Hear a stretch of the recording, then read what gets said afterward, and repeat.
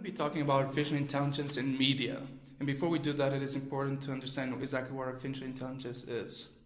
So, in computer science, artificial intelligence is intelligence demonstrated by machines, which contrasts with the natural intelligence, so from humans and animals.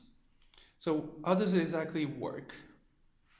So, there is software the companies and people use to gather data, and they structure that data by different categories.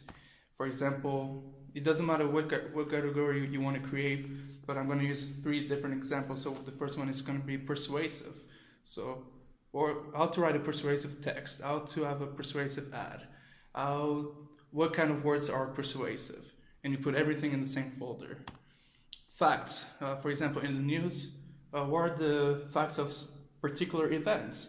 Dates, names, numbers, and you put everything in the same folder.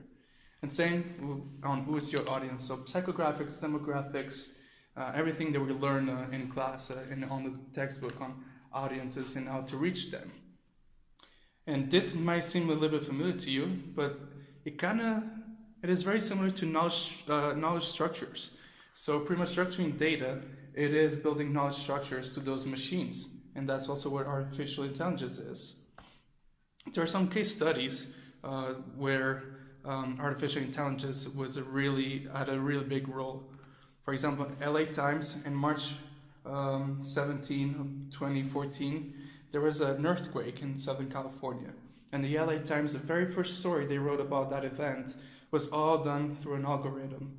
So all structured data and then released the story. The Department of Defense of the United States of America.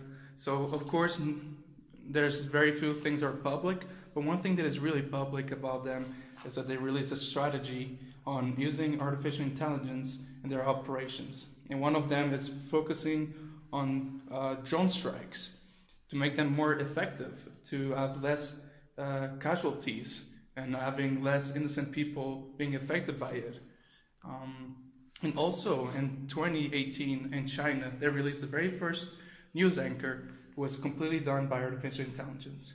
So the person doesn't even exist. It was done through computer, through algorithms, through data, and all the things that he said during that news report was all through algorithms. So there are big companies that are playing with artificial intelligence, and they're also starting to apply them in their services. Microsoft, Facebook, Tesla, Google, Amazon, all of these companies are playing with artificial intelligence to better reach their audience, to construct better their messages, but also to keep their audiences engaged with the product. Some things to be cautioned about is that with great power comes great responsibility. Artificial intelligence, if it's in the wrong hands, it can do a lot of harm. So we need to know the intentions of these companies and these people with artificial intelligence. What are their goals? Fantasy versus reality. What kind of information are people putting in those knowledge structures on those folders? Are they completely real, or there's some fantasy there mixed with some reality?